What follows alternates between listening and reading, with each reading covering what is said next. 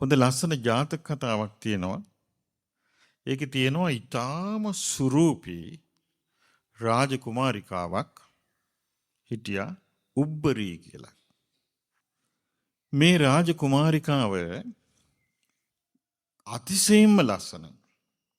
ඒ බණ පොතේ තියෙන්නේ දිව්‍ය රූපයට ලං වූ මනුස්ස රූපයේ ඉක්මවා ගිය. ඒ රාජකුමාරිකාව හදිසියේ මැරුණා.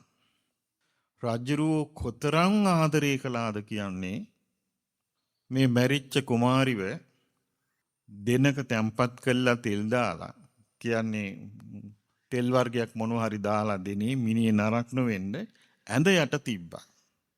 තිල රජුරෝ ඇඳ උඩට වෙලා ඇඳ විට්ට මල්ලන් අඬ අඬ ඉන්නවා. කන්නෙත් නෑ, බොන්නෙත් නෑ, නිදන්නෙත් නෑ, නාන්නෙත් නෑ.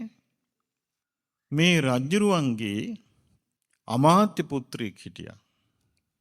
පුරෝහිත පුත්‍රයෙක් හිටියා නෝනෙත්තෙක්. ඒ පුරෝහිත පුත්‍රයා කල්පනා කරා අනේ මේ රජුරුවන්ට කොතෙකුත් කියනවා මේ කවුරුත් මැරෙනවා.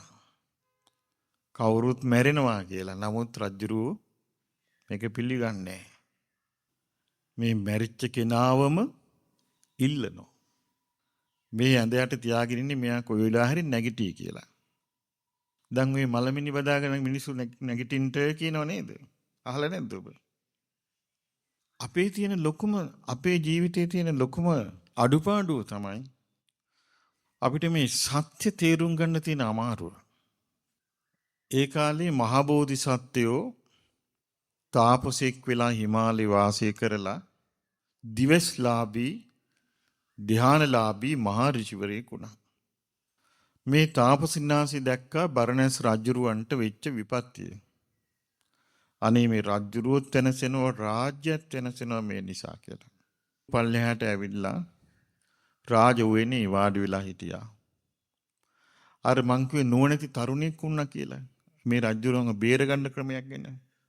ඒ තරුණයා ගිහින් අර තාපසින්නාසියට කීවා අනේ තාපසින්නාංශ ඔබ වහන්සේවත් පුළුවන් නම් අපේ රජුරවන්ට කරුණු කාරණා කියලා දීලා මේ ශෝකෙන් මුදවන්න. ඊට පස්සේ තාපසින්නාංශ කිව්වා පුත්‍රයා උඹලගේ රජුරවන්ව මං අඳුනන්නේ නෑනේ. හරි. ඔබ වහන්සේට පුළුවන්ද කියලා ඇහුවා මේ ශෝකෙන් රජුරවන්ව මුදවන්න. පුතා ඔබ මේක කොහොමද හිතන්නේ කියලා ඇහුවා. නෑ මේ උබ්බරී දේවින්නාංශේ උපන්නේ කොහෙද කියලාවත් අඩු ගන්න. ඒක මන් දන්නවා කිව්වා. උබ්බරී දේවි දැන් ඉපදිලා ඉන්න තැන මන් දන්නවා. එතකොට තරුණිය ඇහුවා ඈ ඔබ වහන්සේ දන්නවා.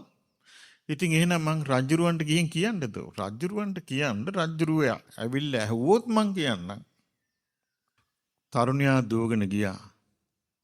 රජතුමාට කිව්වා රජුරවන් වහන්සේ මහා බල සම්පන්න දිවස්ලාභී තාපසින්නාංශය කෙනෙක් රාජ උයනට වැඩම කරලා තියෙනවා. ඒ තාපසින්නාංශේ දන්නවා දේවින්නාංශේ උපන්න තැන. ඔබ වහන්සේට විස්තර කියේ. එහෙමද? යමක් කියලා රජුරු ඉක්මනට ලෑස්ති වෙලා ගියා. ඊට පස්සේ රජුරු ගිහින් තාපසින්නාංශයට වැඳලා ඇහුවා තාපසින්නාංශ මේ බරණස් රාජ්‍යයේ හිටපු අභිරූපී මනකාන්ත දේහි විලාසය ඇති මනුස්ස දුව අපගේ රාජදේවින් වහන්සේ ඈ කලුරිය කළා. ඈ උපන්නේ කොහෙද? මහරජ ඈ උපන්න තැන මම පැහැදිලි කරන්නම් විශ්වාස කරන එක ඔබේ වැඩක් කිව්වා. මං ඒක තේරුම් ගන්නම් ඔබ වහන්සේ කියන්නකෝ. මේ වෙලාවේ ගොම කුරුමිනියෙක් වෙලා ගොම ගුලියක් රෝල් කරගෙන යනවා තමන්ගේ ස්වාමියාත් අලුත් ස්වාමියාත් එක්ක කිව්වා. ඒ කියන්නේ කුරුමිනියෝ දෙන්නෙක් කුරුමිනියයි කුරුමිනිච්චි. නෑ වෙන්න බෑ කිව්වා. මයේ දේවින් වහන්සේ ඒ වගේ තැනක උපදීද?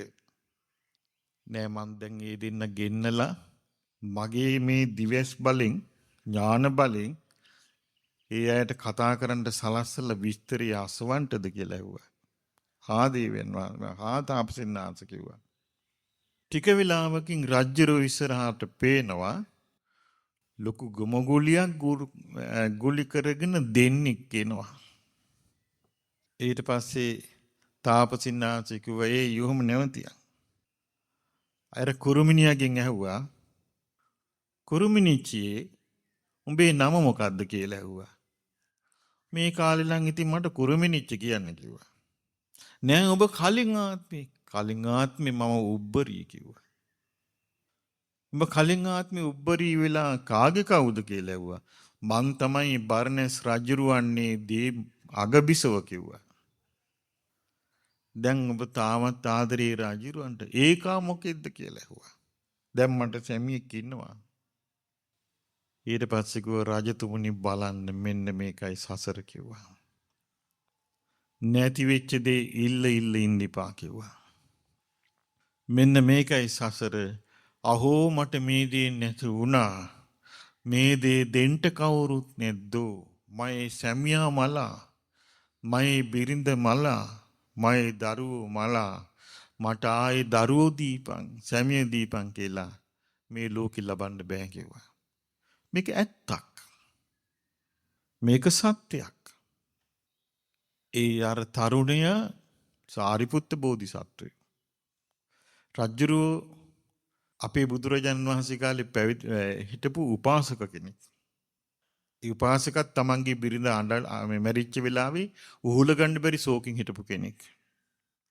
එතකොට උපාසකට කියනවා උපාසකෝ එදා රජ්ජුරුව වෙලා හිටියේ ඔබ මේ මැරිච්ච බිරිඳමයි එදා බිරිඳත් ආයේ කැරකිලා එකතු වෙලා කුරුමේ වෙලා හිටියට ආයෙ සිට් වෙනවා. මේ බන්ධන එකතු වෙන එක අපට හිතාමතා වළක්වන්න බෑ. ඒක රටාවෙන් එකතු වෙනවා. කියනවා එදා ඔබ ශෝක කරපු ස්ත්‍රියමයි මෙදත් ස්ත්‍රිය. ඒ උපාසක සෝවාන් වෙනවා. සෝවාන් ඵලයට පත්වීමත් සමග ඒ ක්‍රමෙන් ඔහු ඈත් වෙනවා. ඒ රටාවෙන් ඔහුගේ සිත නිදහස් වෙනවා. කය නෙමෙයි ප්‍රධාන සිතයි. මේ කයට අපි අලුම් කරගෙන අපේ වටපිටාවට ඇලුම් කරගෙන ඉන්නේ මේ තියෙන ස්වභාවය මේ රටාව මේ ගොනු වෙලා තියෙන ක්‍රමේ අපිට අවබෝධ නොවීම නිසා කාලයක් මේ අවබෝධ නැතිකම නිසා අපට නොතේරීම අපි ඒකට බැඳෙනවා. අපට නොතේරීම අපේ සිත බැඳෙනවා. අපේ සිතේකට බැඳුනට පස්සේ ඒකෙන් අපේ හිත නිදහස් වෙන්නේ නැහැ. අපි ඒකට හිර වෙනවා.